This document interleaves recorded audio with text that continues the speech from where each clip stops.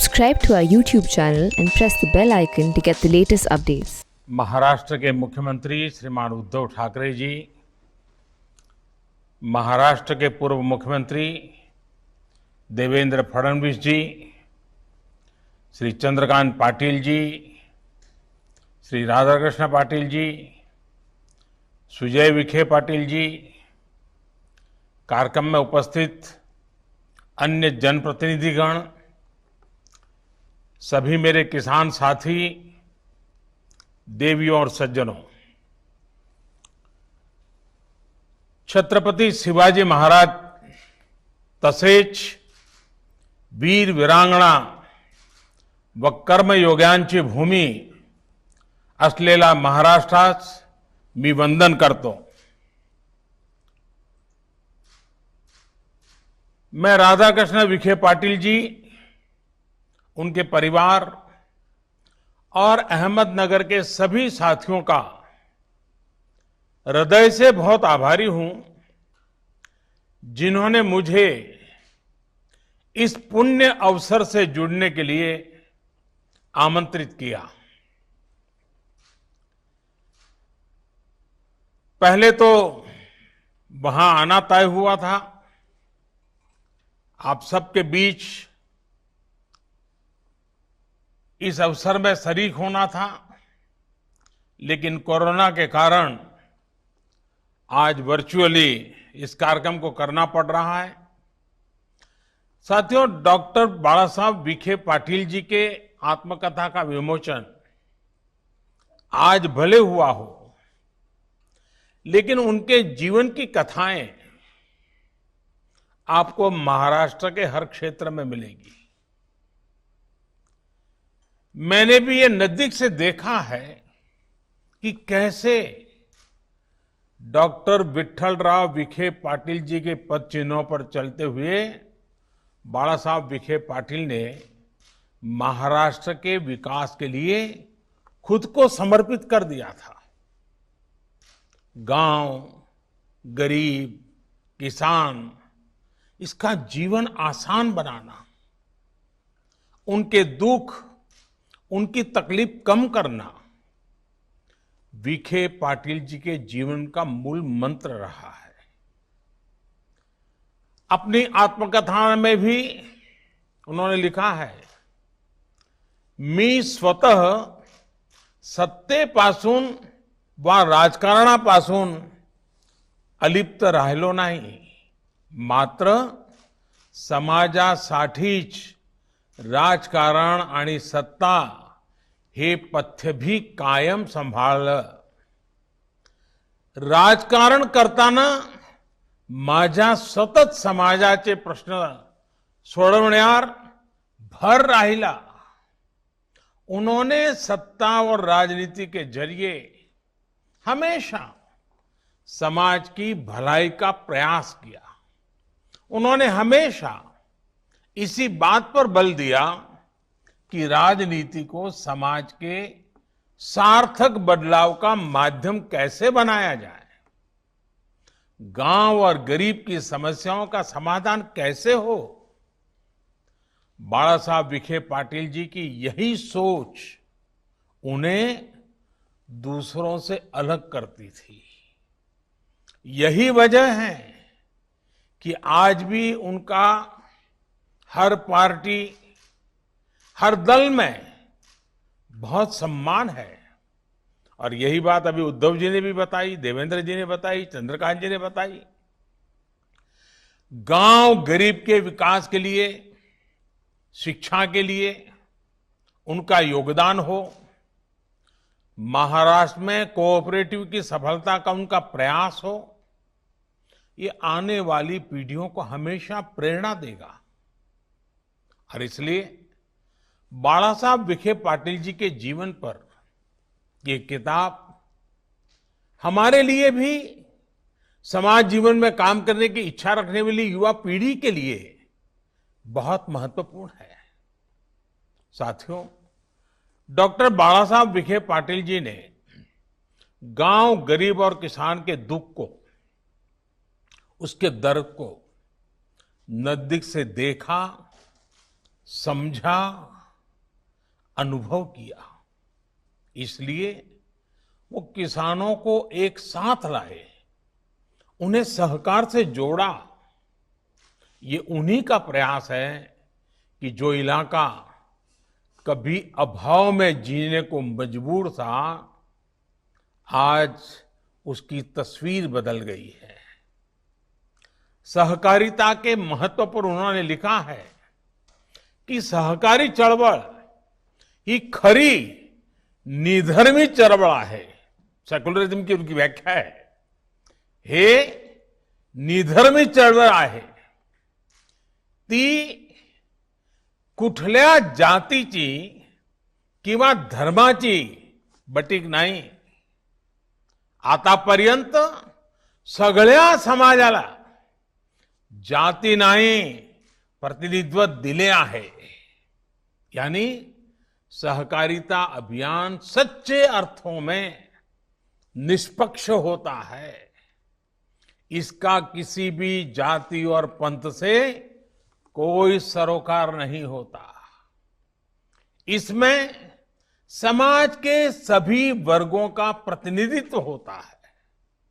एक प्रकार से उनके लिए सहकारिता सबके साथ से सबके कल्याण का सही मार्ग थी।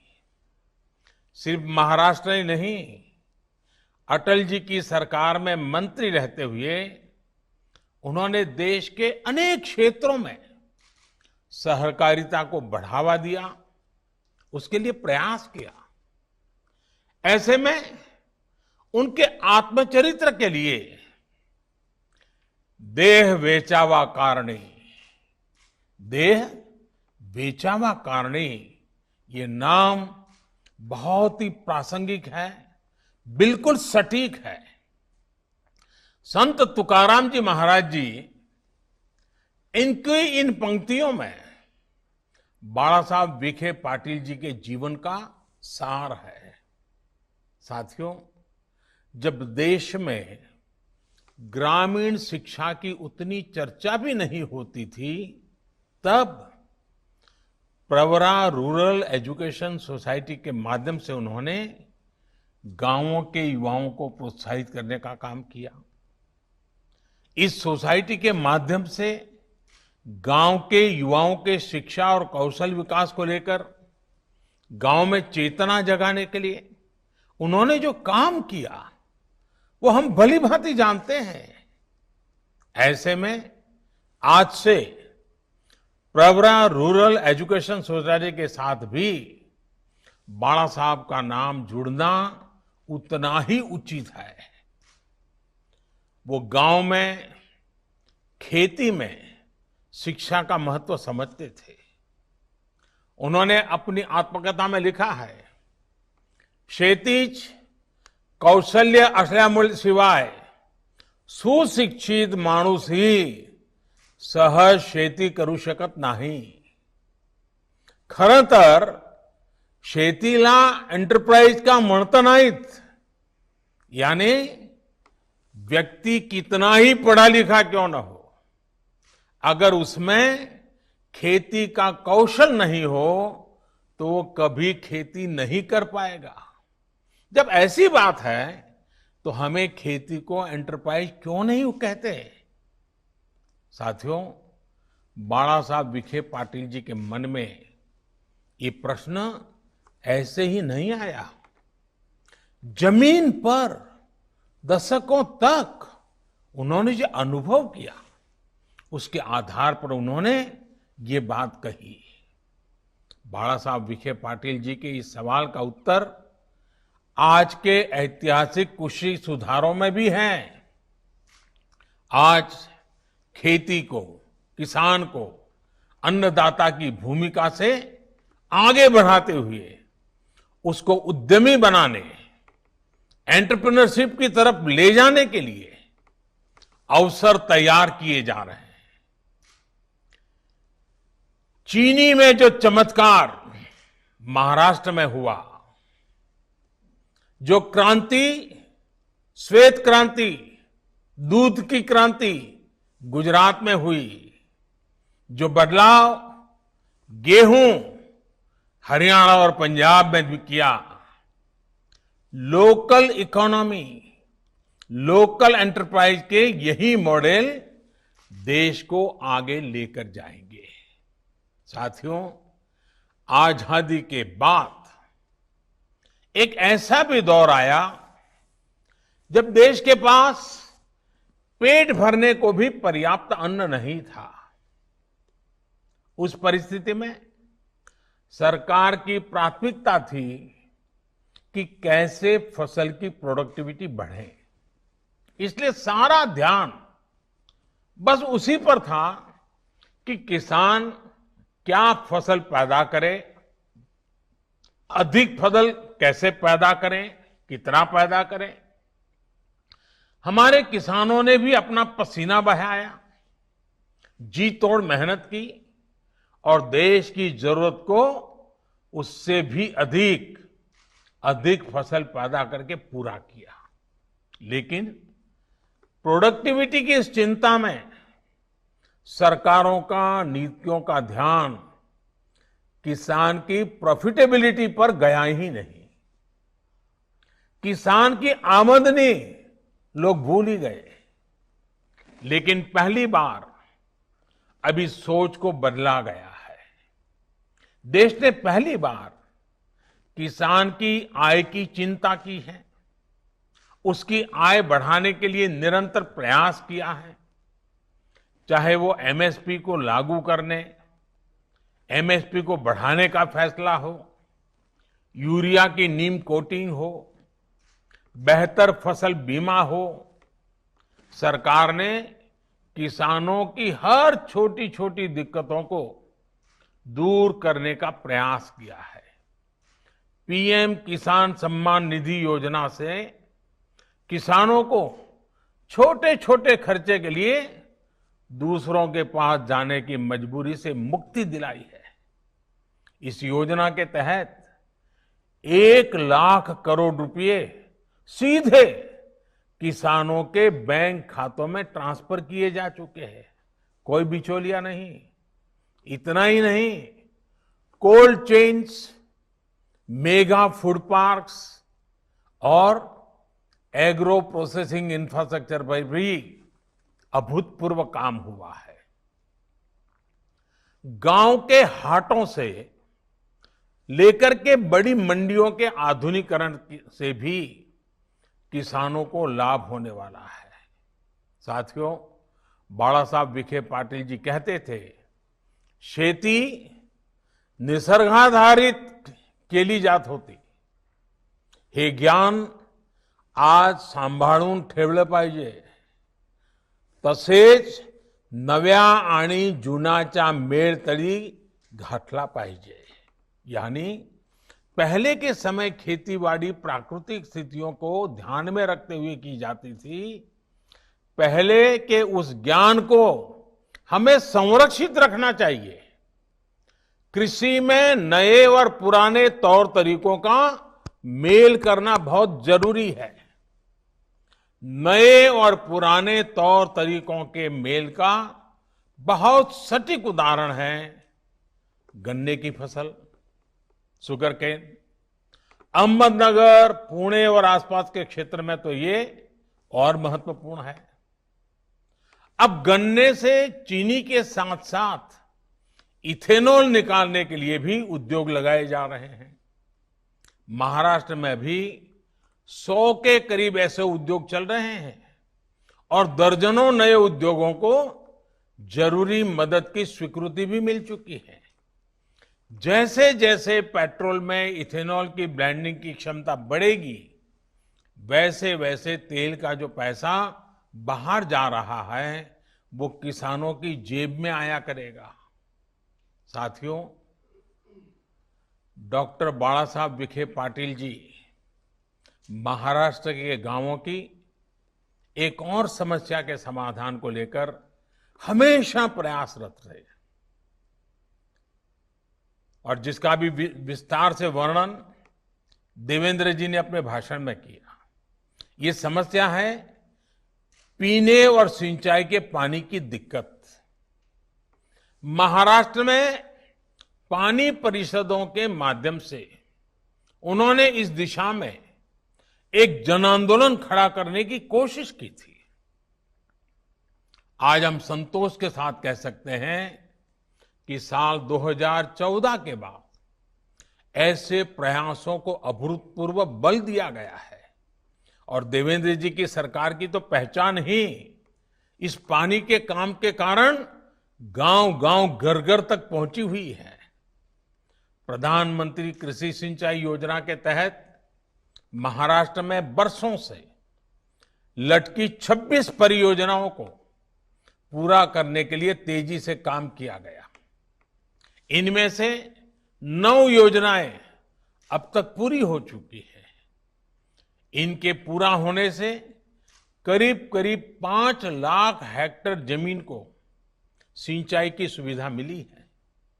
इसी तरह जुलाई 2018 में महाराष्ट्र की छोटी बड़ी 90 और सिंचाई परियोजनाओं पर काम शुरू किया गया था। अगले 2-3 साल में जब इन पर काम पूरा होगा तो करीब 4 लाख हेक्टेयर जमीन सिंचाई की सुविधा से जुड़ेगी। राज्य के 13 जिले ऐसे भी हैं जहां भूजल स्तर काफी कम है। इन जिलों में अटल भूजल योजना चलाई जा रही है। साथियों, सिर्फ सिंचाई ही नहीं, गांवों के हर परिवार को शुद्ध पेयजल पहुंचाने का काम भी महाराष्ट्र की धरती पर तेज गति से चल रहा है। जल जीवन मिशन के तहत बीते साल भर में महाराष्ट्र के 19 लाख परिवारों को शुद्ध जल की सुविधा दी जा चुकी है।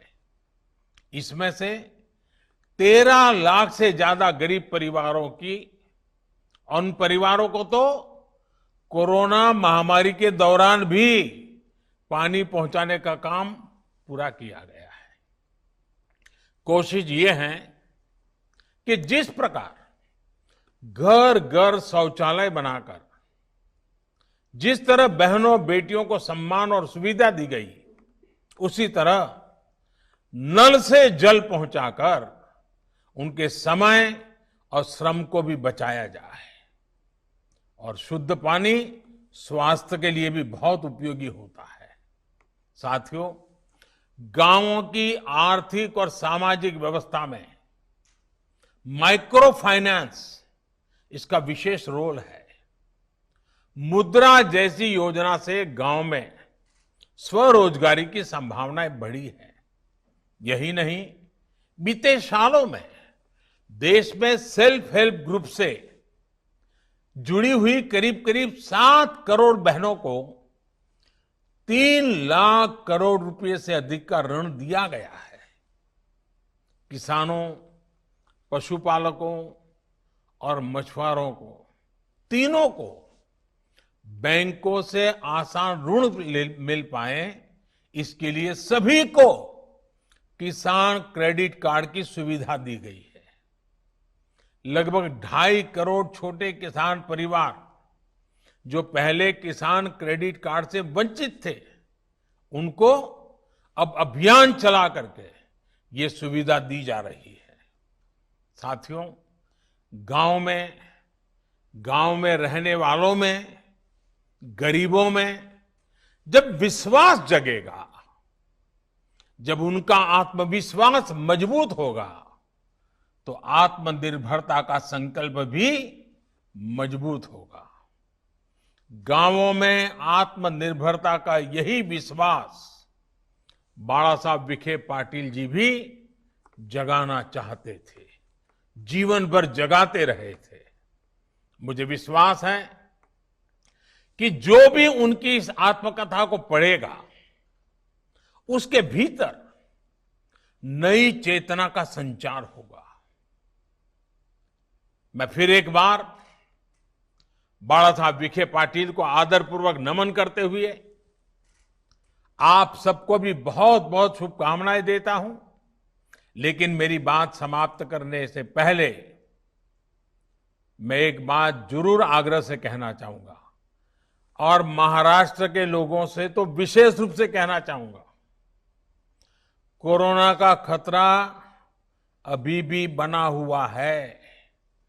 महाराष्ट्र में ये चिंता और जरा ज्यादा है और इसलिए मेरी महाराष्ट्र के सभी नागरिक भाइयों बहनों से करबद्ध प्रार्थना है कि चेहरे पर मास्क, बार बार हाथ धोना, साफ सफाई रखना, 2 गज की दूरी, इन नियमों में बिल्कुल लापरवाही नहीं करनी है।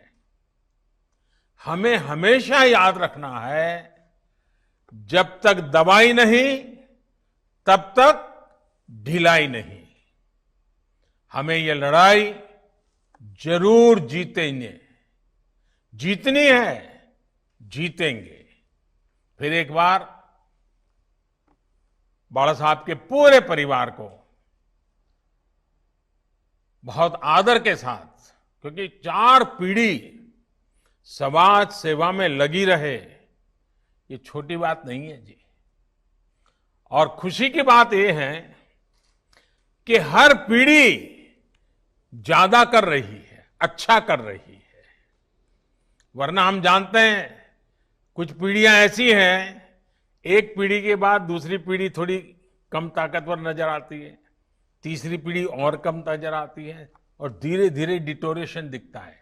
जबकि बाला साहब के संस्कार ऐसे रहे हैं कि उनकी सब पीढ़ी उत्तरोत्तर अधिक शक्ति, अधिक अच्छे संस्कारों के साथ जन सेवा में लगे रहते हैं। ऐसे परिवार को भी आज प्रणाम करने का अवसर है। आप सबका बहुत बहुत आभार, धन्यवाद।